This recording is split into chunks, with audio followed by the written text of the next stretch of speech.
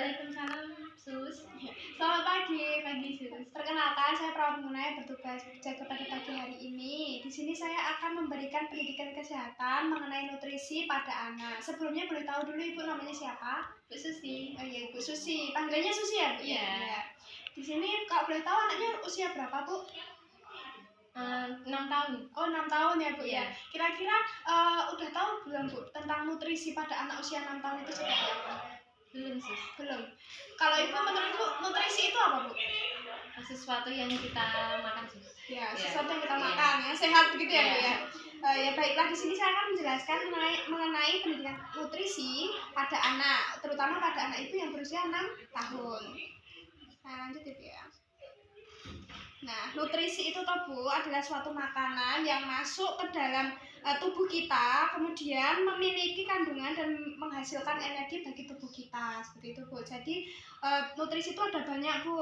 Jadi ada karbohidrat, ada protein, lemak, mineral, kemudian ada vitamin. Kalau boleh tahu dulu Ibu, udah tahu karbohidrat itu apa aja gitu? Udah tahu belum Bu? Sudah, Sus. Apa Bu karbohidrat itu cuma? Nasi, Oh iya, nasi. Yang lain mungkin? gandum, Gandum, oke. Jagung itu juga mengandung karbohidrat ya Bu ya. Kemudian protein itu berupa telur seperti itu ya Bu ya. Lemak, kemudian mineral dan juga vitamin. Vitamin itu biasanya berasal dari buah-buahan dan juga dari sayur-sayuran seperti itu Bu. Kemudian manfaat nutrisi seperti yang sudah dikatakan Ibu tadi sebagai sumber energi, kemudian membantu pertumbuhan tubuh anak juga seperti itu. Juga ada satu lagi Bu, sebagai antibodi atau menghalangi kuman masuk ke dalam tubuh. Jadi ada antibodi di dalam makanan tersebut. Nah, ini Bu ada contoh sumber nutrisi seperti yang sudah disebutkan Ibu tadi. Contoh karbohidrat itu ada nasi, kemudian yang lain ada roti. Gandum itu juga bisa seperti itu, ada atau ubi.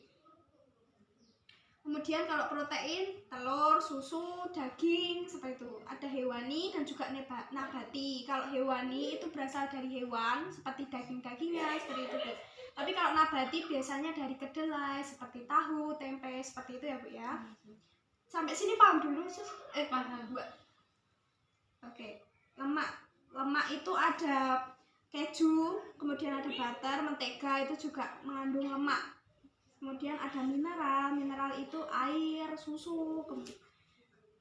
Terus vitamin itu ada banyak ya Bu, ada vitamin A, vitamin B, vitamin C. Kalau yang familiar dari Ibu kan biasanya vitamin C ya Bu ya. Dari apa Bu biasanya? Jeruk ya Bu ya. Jeruk ya. Kemudian contoh pemberian nutrisi pada anak. Kalau anak Ibu kan tadi usianya 6 tahun ya Bu ya.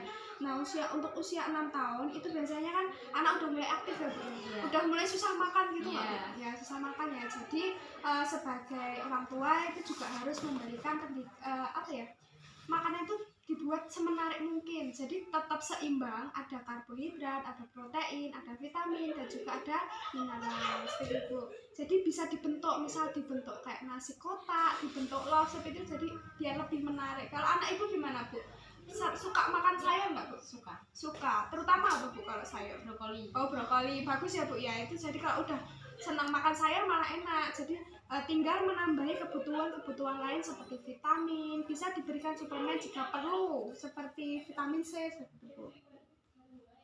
Nah, ini kalau macam-macam masalah dalam kebutuhan nutrisi itu biasanya yang sering terjadi tuh gizi buruk sama obesitas. Nah, kalau anak Ibu sendiri gimana Bu?